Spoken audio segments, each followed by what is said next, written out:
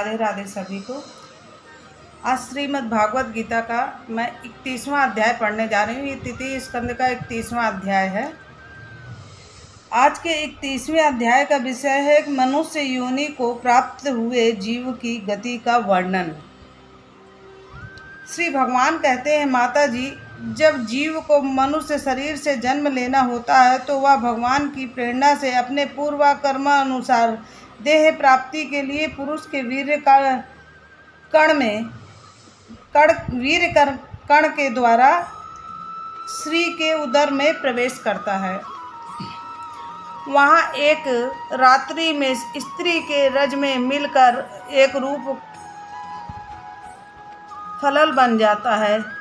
5 रात्रि में बुद्बुद रूप हो जाता है और 10 दिन में बेर के समान कुछ कठिन हो जाता है और उसके बाद मांसपेशियां अथवा अंडज प्राणियों में अंडे के रूप में परिणत हो जाता है।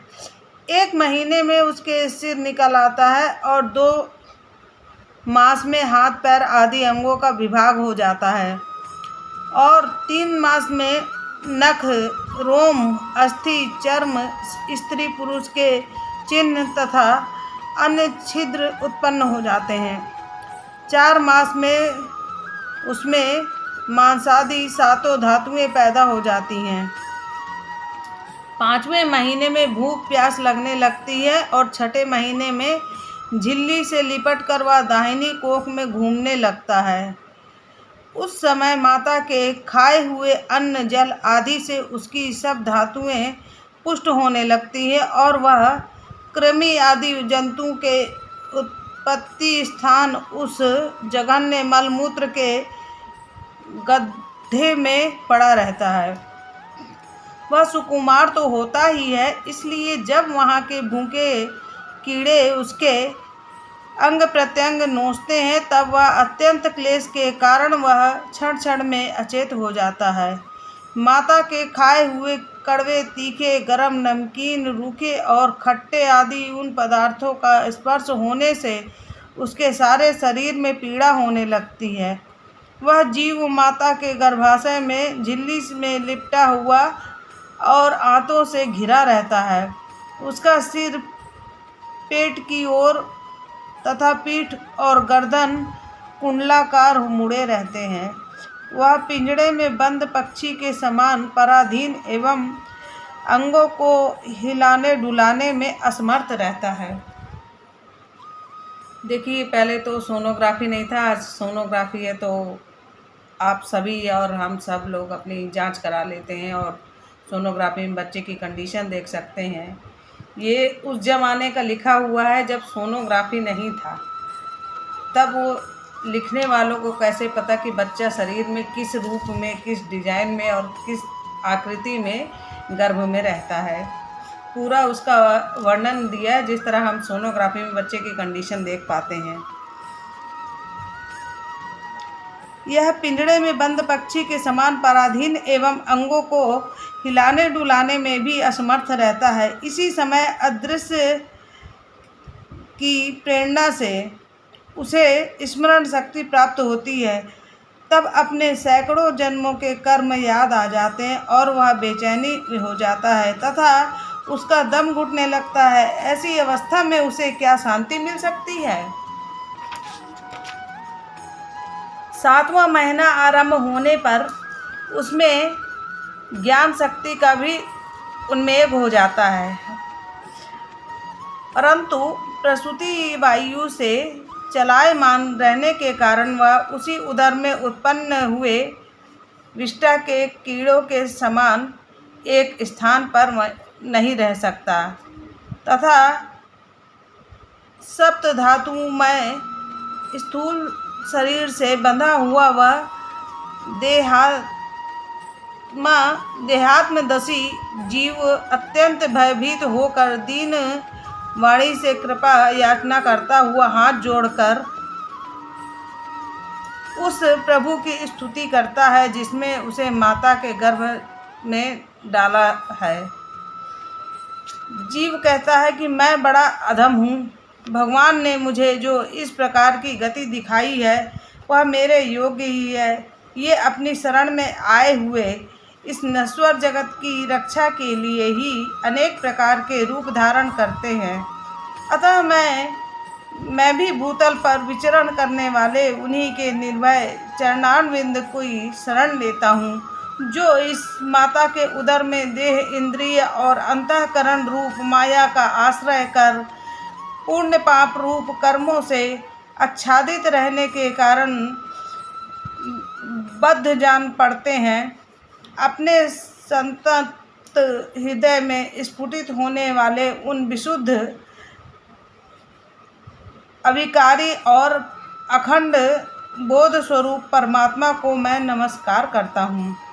मैं वस्तुतः शरीर आदि से रहित होने पर भी देखने में पश्च भौतिक शरीर से संबद्ध हूँ और इसलिए इंद्रिय, गुण, शब्दादि विषय और चिदाभास रूप ज्ञान जान पड़ता है।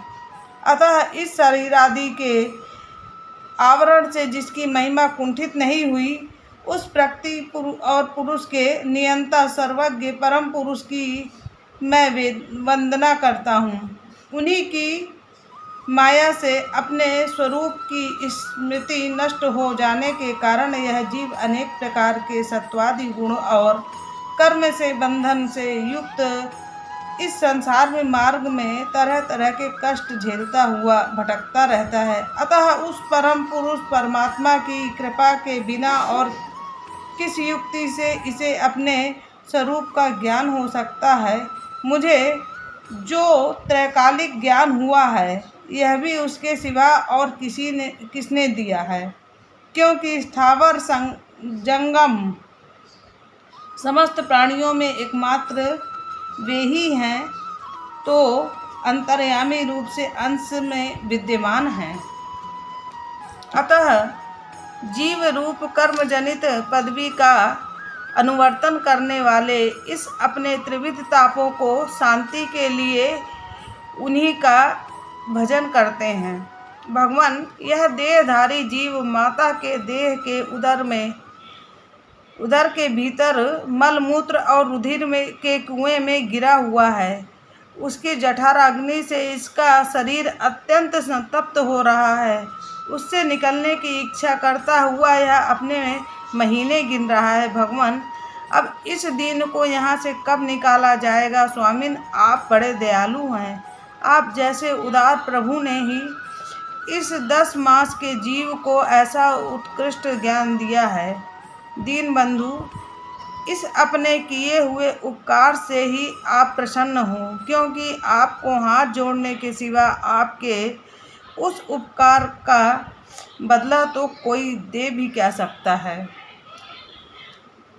प्रभु, संसार के ये पशु पक्षी आदि अन्य जीव तो आपकी मूढ़ बुद्धि के अनुसार अपने शरीर में होने वाले सुख दुख आदि का ही अनुभव करते हैं, किंतु मैं तो आपकी कृपा से शम दाम आदि साधन संपन्न शरीर से युक्त हुआ हूँ। अतः आपकी दी हुई विवेकवती बुद्धि से आप पुराण पुरुष को अपने शरीर के बाहर और भीतर अहंकार के आश्रयभूत आत्मा की भांति प्रत्यक्ष अनुभव करता हूँ। भगवान, इस अत्यंत दुख से भरे हुए गर्भाशय में यद्यपि मैं बड़े कष्ट से रह रहा हूँ, तो भी इससे बाहर निकलकर संसार में अंधकार कूप में गिरने की मुझे बिल्कुल इच्छा नहीं है, क्योंकि उसमें जाने वाले जीव को अपनी माया घेर लेती है, जिसके कारण उसकी शरीर में अहम बुद्धि हो जाती है और उसके परिणाम में उसे फिर इस संसार चक्र में ही पड़ना होता है। अतः मैं व्याकुलता को छोड़कर हृदय में श्री भगवान विष्णु के चरणों को स्थापित कर अपनी बुद्धि की सहायता से अपने को बहुत शीघ्र इस संसार रूप समुद्र के पार लगा दूंगा, जिससे मुझे अनेक प्रकार के दोषों से युक्त यह संसार दुख फिर न प्राप्त हो। श्री कपिल देव जी कहते हैं, माता, वह 10 महीने का जीव गर्भ में ही इस प्रकार विवेक संपन्न होकर भगवान की स्तुति करता है। तब उस अधोमुख बालक को प्रसव काल की वायु तत्काल बाहर आने के लिए ढकेलती है। उसके सहसा ठेलने पर वह बालक अत्यंत व्याकुल हो नीचे सिर करके बड़े कष्ट से बाहर निकलता है। उस समय उसके श्वास की गति रुक जाती है और पूर्व स्मृति नष्ट हो जाती है। पृथ्वी पर माता के रुधिर और मूत्र में पड़ा हुआ वह बालक विष्ठा के कीड़े के समान छटपटाता है। उसका गर्भावास का सारा ज्ञान नष्ट हो जाता है और वह विपरीत गति देहाभिमान का ज्ञान दशा को प्राप्त होकर बार बार जोर जोर से रोता है। फिर जो लोग उसका अभिप्राय नहीं समझ सकते उनके द्वारा उसका पालन पोषण होता है। ऐसी अवस्था में उसे जो प्रतिकूलता प्राप्त होती है उसका निषेध करने की शक्ति भी उसमें नहीं होती। जब उस जीव को शिशु अवस्था में मैली कुचैली खाट पर सुला दिया जाता है जिसमें खटमल आदि स्वेटर जीव चपटे रहते हैं, तब उसमें शरीर को खुजलाने, उठाने अथवा करवट बदलने का भी सामर्थ्य न होने के कारण वह बड़ा कष्ट पाता है। उसकी त्वचा बड़ी कोमल होती है। उसे डांस, मच्छर और खटमल आदि उसी प्रकार काटते रहते हैं जैसे बड़े कीड़े को छोटे कीड़े। इस प्रकार उसका गर्भावस्था का सारा ज्ञान जाता रहता है। सिवा रोने के वह कुछ नहीं कर सकता। इसी प्रकार बाल्य, कौमार और पौगंड अवस्थाओं के दुख भोगकर वह बालक युवा अवस्था में पहुंचता है। इस समय उसे यदि कोई इच्छित भोग नहीं प्राप्त होता तो अज्ञानवश उसका क्रोध उद्दीप्त हो उठता है और वह शोकाकुल हो जाता है। देह के साथ ही साथ अभिमान और क्रोध बढ़ जाने के कारण वह काम परवश जीव अपना ही नाश करने के लिए दूसरे कामी पुरुषों के साथ बैर ठानता है। खोटी बुद्धि वाला वह अज्ञानी जीव पंचभूतों से रचे हुए इस देह में मिथ्या निवेश के कारण निरंतर मैं मेरेपन का अभिमान करने लगता है। जो शरीर इसे वृद्धावस्था आदि अनेक प्रकार के कष्ट ही देता है वह अविद्या और कर्म के सूत्र से बंधा रहने के कारण सदा इसके पीछे लगा रहता है। उसी के लिए यह तरह तरह के कर्म करता रहता है जिसमें बंध जाने के कारण इसे बार बार संसार चक्र में पड़ना होता है। सन्मार्ग में चलते हुए यदि इसका किन्हीं जीवा और उपेंद्रिय को भोगों में लगे हुए विषयी पुरुषों से समागम हो जाता है और वह यह उनमें अवस्था करके उन्हीं का अनुगमन करने लगता है तो पहले के समान ही फिर नारकी योनि में पड़ता है, जिसके संग से इसके साथ शौच, दया, वाणी का संयम, बुद्धि, धन संपत्ति, लज्जा, यश, क्षमा, मन और इंद्रियों का संयम तथा ऐश्वर्य आदि सभी सद्गुण नष्ट हो जाते हैं। उन अत्यंत शोचनीय स्त्रियों के कीड़ा मृग खिलौना अशांत मूड और देहात्मदर्शी सत्पुरुषों का संग कभी नहीं करना चाहिए, क्योंकि इस जीव को किसी और का संग करने से ऐसा मोह और बंधन नहीं होता जैसा स्त्री और स्त्रियों के संगियों का संग करने से होता है। एक बार अपनी पुत्री सरस्वती को देखकर ब्रह्मा जी भी उसके रूप लावण्य से मोहित हो गए और उसके मृगी रूप होकर भागने पर उसके पीछे निर्लज्जता पूर्वक मृग रूप होकर दौड़ने लगे। उन्हीं के ब्रह्मा जी ने मारीची आदि प्रजापतियों की तथा मारीची आदि ने कश्यप आदि की और कश्यप आदि ने देव मनुष्य आदि प्राणियों की सृष्टि की। अतः इनमें एक ऋषि प्रवर नारायण को छोड़कर ऐसा कौन पुरुष हो सकता है जिसकी बुद्धि स्त्री रूपणी माया से मोहित ना हो। अहो, मेरी इस स्त्री रूपणी माया का बल तो देखें, जो अपने भ्रुकुटी विलास मात्र से बड़े बड़े दिग्विजय वीरों को पैरों तले कुचल देती है।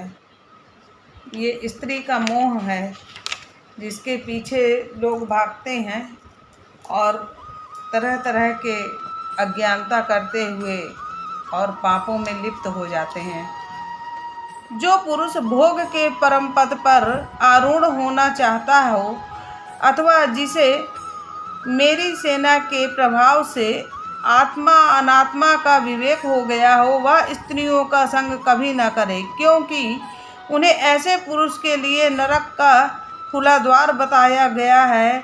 भगवान की रची हुई यह तो जो स्त्री रूपणी माया धीरे धीरे सेवा आदि के मिससे पास आती है, इसे तिनकों से ढके हुए कुएं के समान अपनी मृत्यु ही समझे।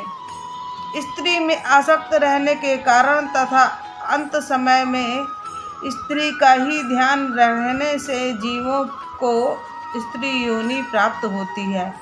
इस प्रकार स्त्री योनि को प्राप्त हुआ जीव पुरुष रूप में प्रतीत होने वाली मेरी माया को ही धन पुत्र और ग्रह आदि देने वाला अपना पति मानता रहता है। जिस प्रकार व्याघ्र का गान कानों को प्रिय लगने पर भी बेचारे भोले भाले पशु पक्षियों को फंसाकर उनके नाश का ही कारण होता है, उसी प्रकार उन पुत्र पति और ग्रह आदि को विधाता की निश्चित की हुई अपनी मृत्यु ही जाने। देवी, जीव के उपाधिभूत लिंग देह के द्वारा पुरुष एक लोक से दूसरे लोक में जाता है और अपने प्रारब्ध कर्मों को भोगता हुआ निरंतर अन्य देहों की प्राप्ति के लिए दूसरे कर्म करता रहता है। जीव का उपाधि रूप लिंग शरीर तो मोक्ष पर्यंत उसके साथ रहता है तथा भूत इंद्रिय और मन का कार्य रूप स्थूल शरीर इसका भोग का अधिष्ठान करता है। इन दोनों का परस्पर संगठित होकर कार्य न करना और प्राणी की मृत्यु है और दोनों का साथ साथ प्रकट होना जन्म कहलाता है। पदार्थों की उपलब्धि के स्थान रूप इस स्थूल शरीर में जब उनको ग्रहण करने की योग्यता नहीं रहती, यह उनका मरण है और यह स्थूल शरीर ही मैं हूँ, इस अभिमान के साथ उसे देखना उसका जन्म है।